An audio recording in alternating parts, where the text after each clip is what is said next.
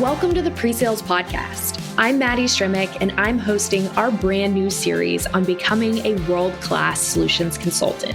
In this 6-part series, we'll unpack real-life stories and get actionable insights from pre-sales leaders, managers, and ICs that know what it means to go above and beyond in their pre-sales and solution roles. Hi there, my name is Yuji Higashi, co-founder of PreSales Collective, and I have big news to share with you if you're a pre-sales leader or an individual contributor early in your career.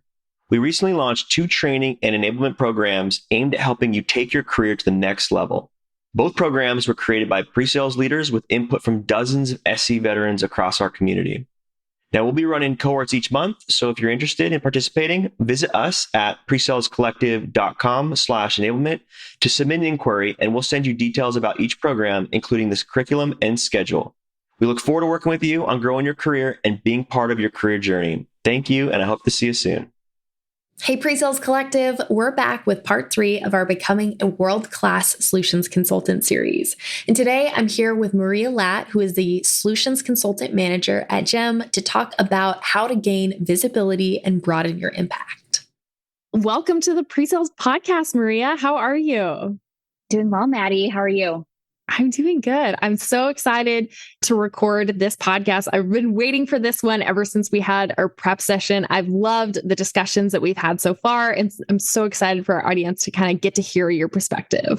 No, I'm super excited. I don't know when I joined PreSales Collective, but I know it's helped shape me and my career, and it's helped me learn so much along the way. As many pre-sales professionals know, like you have to constantly be learning in this to keep up with all the new things, the new trends and strategies. So super excited to finally be on the podcast and finally great to meet you.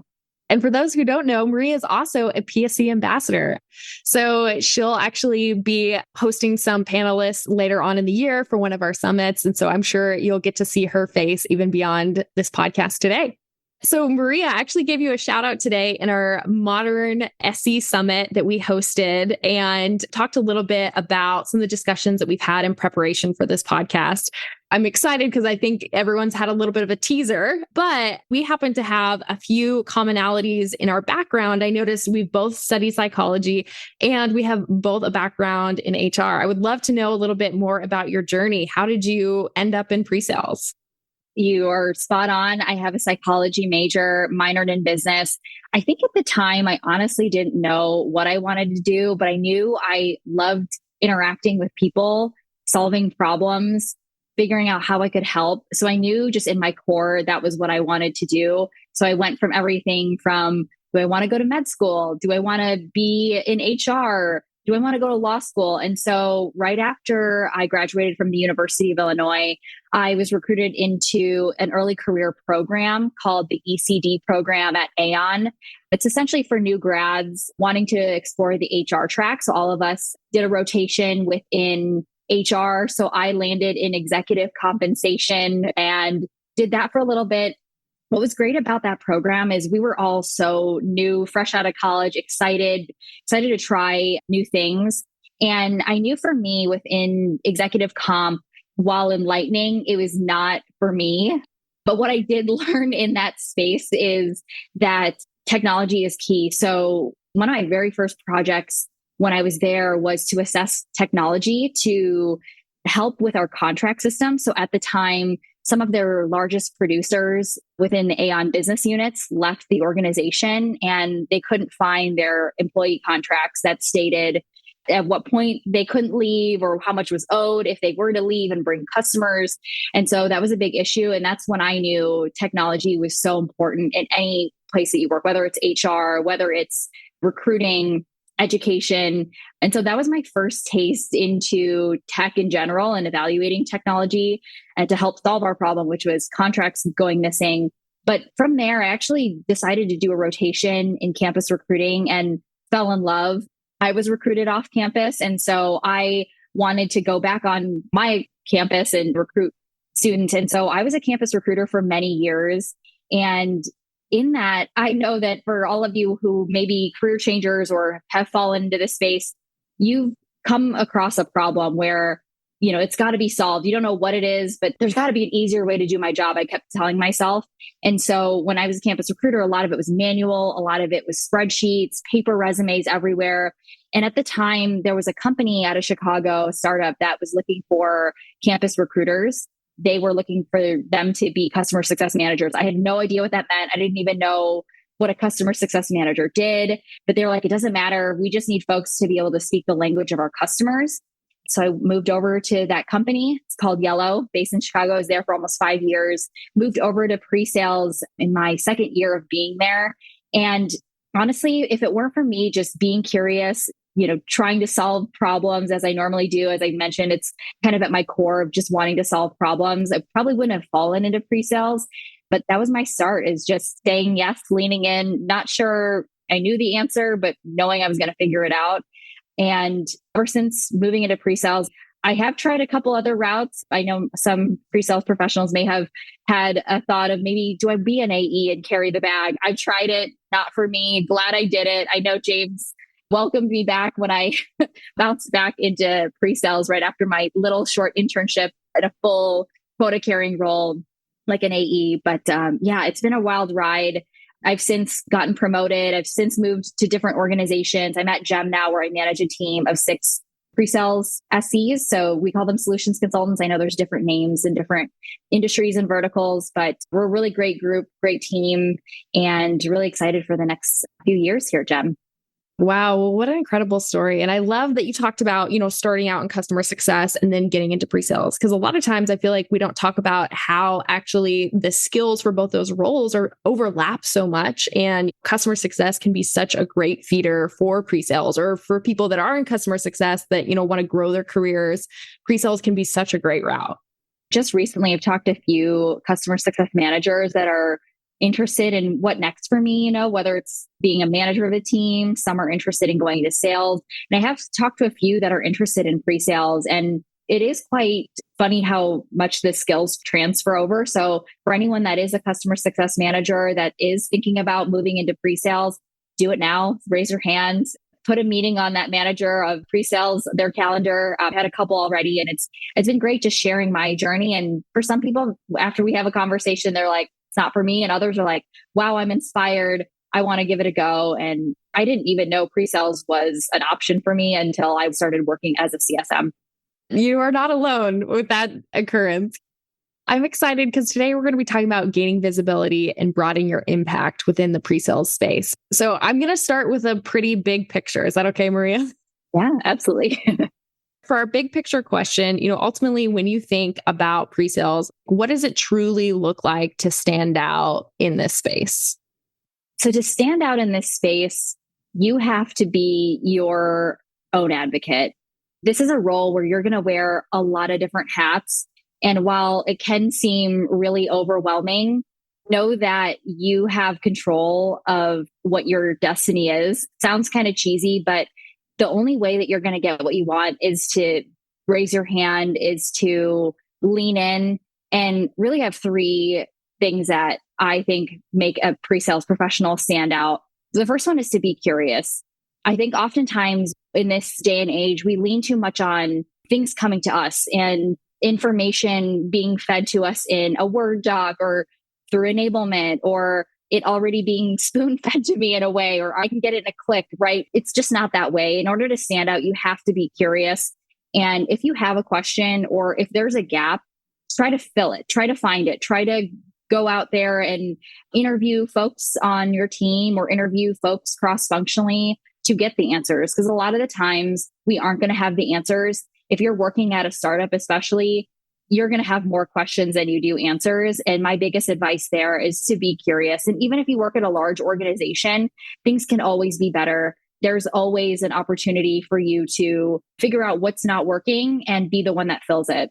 So that's the first thing I think of. The second one too is like push the status quo, especially in today's environment. A lot of us are so used to doing things the way we do it, and that's just how it goes. But as a pre-sales professional, our job is to push the status quo. We're going to be talking to customers that's their number one response, right? Is like, well, we always did it this way, or that's just how we've always done it. And that's what it is. And we need to ask ourselves that, like, is there anything that we can like push in terms of our process? Or do we have today the best in class training or onboarding for the SC team? There's always a way to push that status quo, and being the one to find it and fill it is going to be a way to stand out. And the last one is to have a growth mindset.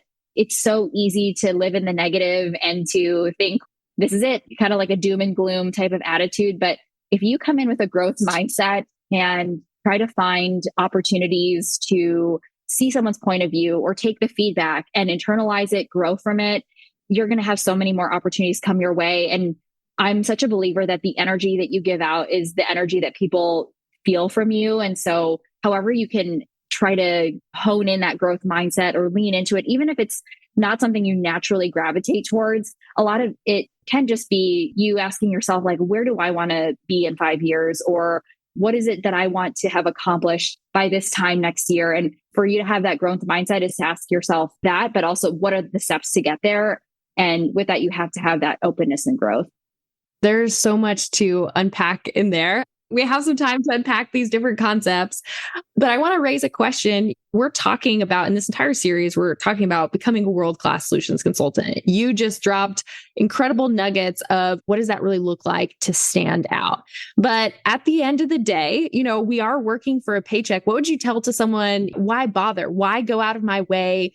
And why do I care about really broadening my impact or being visible? I guess the first question is ask yourself, what is your goal, right? Like if it's a paycheck and it's about money, great. At least we know that's the goal.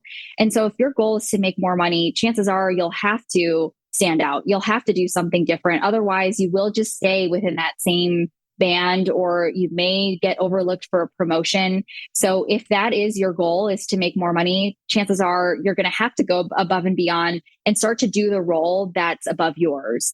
I know a lot of people say, well, that's above my pay grade. But that opportunity right there, you could ask yourself, well, if it's above my pay grade, I should start doing that job so that when it comes time to performance reviews, they're already looking at my name and being like, oh, okay, wow, Maria's doing the work above her pay grade. So it just makes sense that we pay her more. If in that case, let's say, I'm sure there are folks out there that are saying, well, it doesn't work like that way. I'm constantly doing things outside of my day-to-day above my pay grade and not getting paid more. Then that goes to say like, okay, then it starts to really stand out by like building that business case of comparing today what you do versus the job level that you're at and making that case. So again, if that is your goal to make more money, to get promoted, you have to stand out and do that. The other thing too is if your goal is to grow your career outside of pre-sales, then you will have to stand out in ways that are outside of the SC role. So any way today that you can raise your hand, go above and beyond within your organization, whenever there's that next opportunity, you may be thinking, I would love to get an opportunity to work with XYZ team or this manager, then they're going to know who you are. And again, it's helping people make those connections without having to rely solely on you being an SC, but you being an SC or a pre-sales professional and then more. And then the last thing, why should anyone do it, is whether it's this role, whether it's another role, I think the best way to live your life is to be a lifelong learner. I mean, things are constantly changing. This space, this role has changed. Even when I started this role years ago, this role has evolved so much. Now we are wearing way more hats than I'm even familiar with. We have to know way more of the technical side. We have to know more of the sales process and the sales side. So to be a lifelong learner is super important. It's going to help you grow. It'll keep you happy too. I mean, because at the end of the day, we all would just want to be happy. We all want to be thriving. If anything, it just helps us to stay sharp. I love that you broke out how visibility is important for both growth within pre-sales and also growth without pre-sales. I think that that is so important and so true, because if you go out of your way within pre-sales, you are going to be exposing yourself to other departments, interacting with them more, and increasing that visibility that could help you either get promoted in pre-sales or go be a product marketer or something else. There's so many options, especially with the kind of foundation that you do get in pre-sales. Absolutely. I've seen folks stay in pre-sales their entire career. I've seen folks like me who didn't start in pre-sales, tried their hand outside of pre-sales, came back. And so you never know what your journey is. And any way that you can just constantly try new things, whether it's in the role or outside of the role, it's going to help you not burn out in this role, but also just not burn out in life. I love that you're always bringing it back that too. You mentioned, raising your hand, advocating, pushing the status quo, adopting that growth mindset. I mean, I think that these are so, so important. What does this actually look like in real life? So one I can speak to from a personal standpoint, when I first joined GEM, we were still doing trials and pilots. And I know for a lot of pre-sales professionals, those are words that we are all allergic to. It is like nails on a chalkboard. I'm more familiar with running it in a way that many of us call a proof of value. I know some call it proof of concepts. This approach helps customers not just try GEM to just see if it works, but to understand, does this actually prove value? It's a lot more successful of an approach to validating that your solution is the solution that's going to do it. Within my first, I want to say the first quarter I was at GEM, we moved away from doing those trials and pilots and really running it like a proof of value. And so with that, it's identifying the customer's challenges and making sure that when we do this very formal validation event, that there are key milestones that we do this. So one, making sure that we are aligned with our catalysts so that it's not just, hey, here are the keys to GEM. You all can try it. We'll never hear from you again. Right? We want to make this a joint activity and make sure that we're providing value to these customers for free. We want value in return, which is we want to have access to that economic buyer. We want to make sure that if we do hit on the success criteria outlined in this proof of value, that we're able to have that confirmation from them that GEM is the solution of choice. And so this is a much more formal event where I mentioned we identify their challenges. We then talk about the required capabilities and how we map to that. And then we talk about, okay, great. So knowing that, what's the success criteria? Are we going to help you do 5x more messages? Are we going to help convert more candidates in your process or whatever your technology solves for? There's got to be a way to measure it. And then with that, we need to have a very honest conversation with our catalyst and economic buyer. Okay, great. If we do hit these milestones and meet the success criteria outlined, with that, we should be able to leave this proof of value knowing that GEM is the solution of choice. And so that's an example where I went above and beyond, rethinking the way we have customers try the technology. Instead of trying it, it's really having a formal plan in place. And it goes back to that saying that I always hear of a failure to plan is planning to fail. This is just a surefire way of getting this in a plan, in a mutual action plan, and making sure that we're all on the same page. And that should we meet that criteria, that we are able to move forward as the vendor of choice. And Maria, am I right in understanding that you're the one to kind of pioneer this shift? Yeah, it was not done alone, of course. I have a really great VP here at GEM. His name's Zach Cleve, that helped me from a leadership perspective, because from a leadership perspective, you're always going to need them to help pioneer whatever it is your big idea is or your process change or strategy. He really helped lay down the framework for me and the support cross-functionally to make this all happen. But yeah, I was able to help with a successful proof of value with one of our customers. I won't say the name, but it is a big tech company that is a household name based in the Bay Area. And yeah, they are now a customer since they did that proof of value.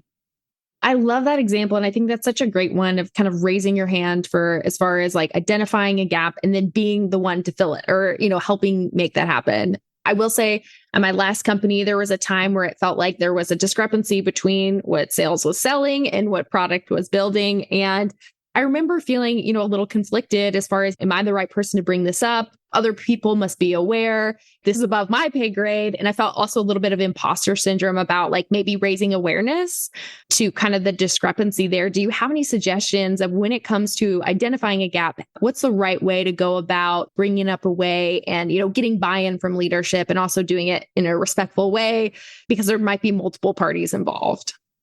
The thing that's worked really well for me, and I guess my advice for anyone in that position, is to socialize your ideas early and often and come at it a way of curiosity. Like, hey, you know what I'm thinking? Like, I know we do these pilots and trials, it seems like our win rates are super low. And it seems like this is a big investment from an SC's time, from an AE's time, from the customer's time. And a lot of these yield in close loss. So just trying to think like, is there a way we could do this better? Is there a way that we can have a formalized plan, maybe have commitment from our customer that they're going to step up and be our advocate internally? Can we outline some criteria, make this a time-bound activity that has goals that are measurable, that are actionable? And so socializing that to maybe start small and just your immediate team, and then socialize it with your manager.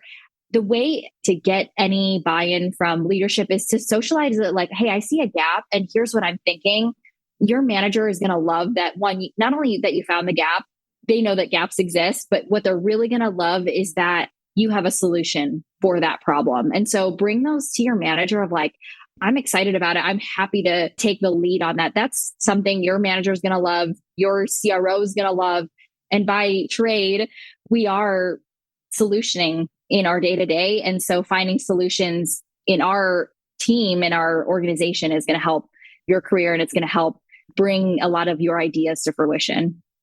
I think that that is so important. What you said there is so key as far as socialize your ideas early and often, and then also bring a solution with the problem that you're identifying. Because I think that's the missing piece is that, oftentimes it's easy to have that critical eye, maybe see a problem, but then come empty-handed. And I think that that is such a great approach and a really respectful approach too, that I think obviously leadership will respond more positively to. So I think that is really, really key.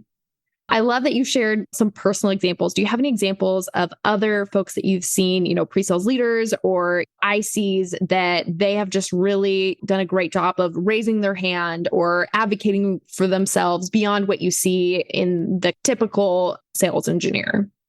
There's an SE that comes to mind that just tells really great stories. So this person in particular has been demoing for a while, has been an SC, a pre-sales professional for a while, but I love his approach to finding new ways to demo the same thing. And that's one other approach is something as simple as how can I just reimagine something I'm doing day to day that to me seems like I can do an autopilot. How can you get out of that and take a step back and rethink through how can we make these fresher?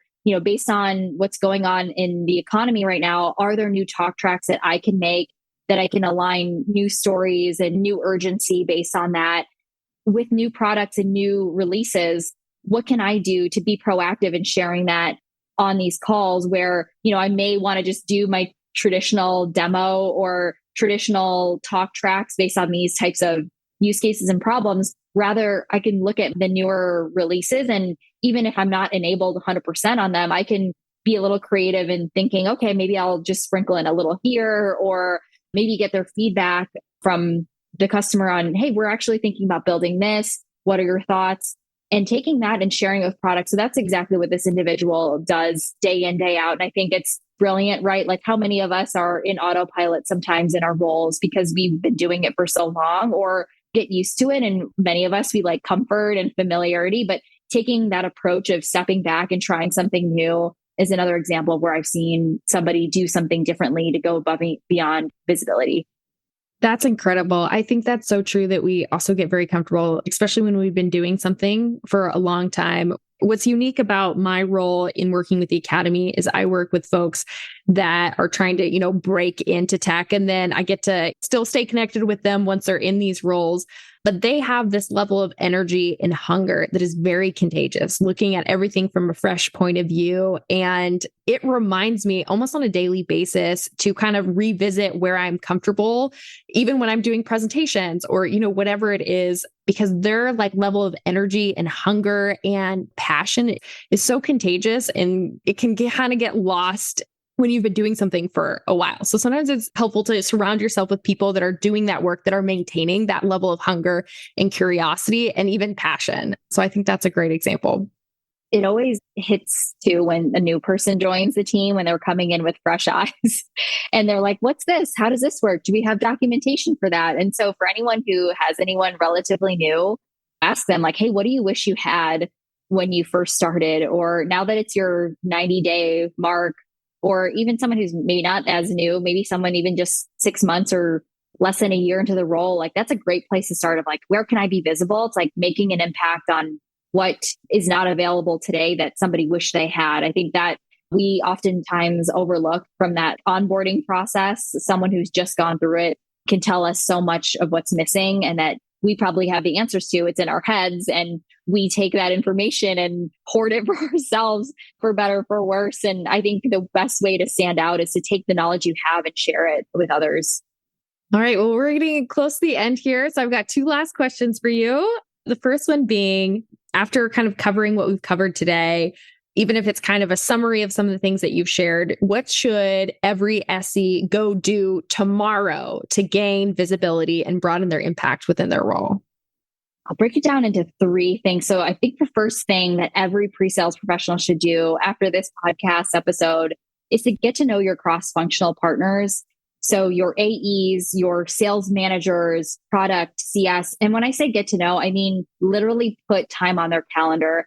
Even if it's a quick 15-minute coffee chat of just checking in if you know them quite well and you just want to be more visible. If it's someone you don't know, make it the 30-minute coffee chat and have an agenda.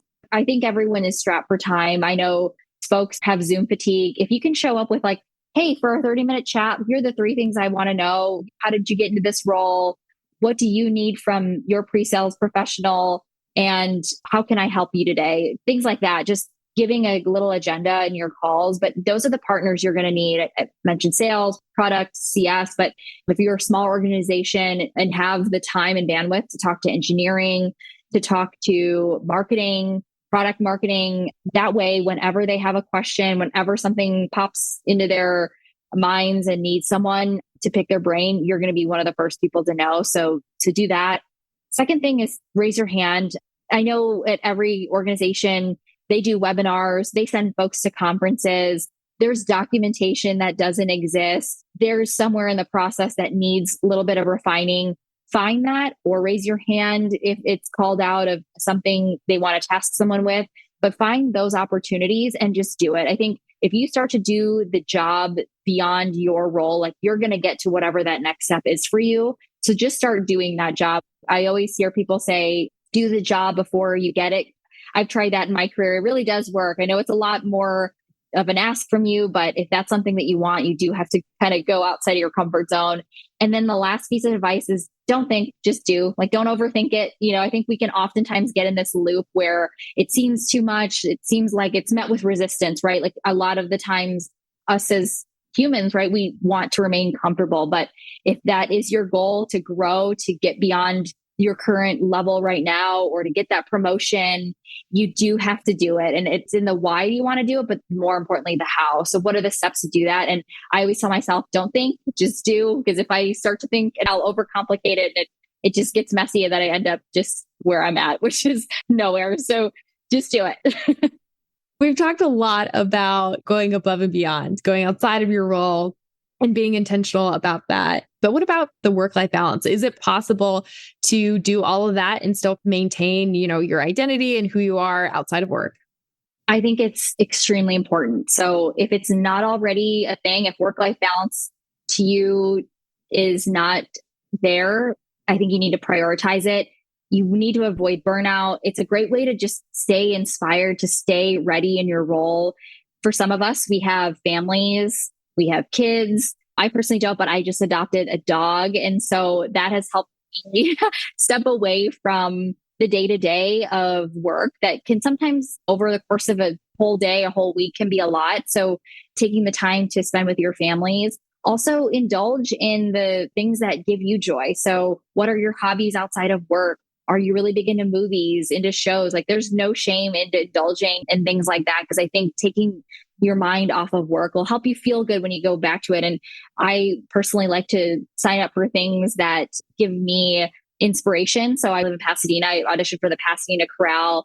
It was a hobby of mine when I was younger. I was singing ever since I could talk. And it's been a great outlet for me to just remember, like, there's so much more to life than getting to the next thing or working on a deck, right? There's so much more life that we can live. So that's something. And also too, sign up for something hard. I recently signed up for a half marathon, did that in January. And it was great. And it helped me really step out of my desk to do that. But when you're on those runs or when you're signing up for something challenging and you accomplish the mini milestones in between, it can feel really rewarding. And then you go back to your job and you're like, wow, I can do it because I just ran 10 miles that other day. So I can surely fill in this gap that exists at my organization, or build that deck, or make that documentation that we have been dying for months. So that's my other piece of advice is, the work-life balance is key. You need to do it, take some time away, and it'll keep you fresh and keep you motivated on this journey.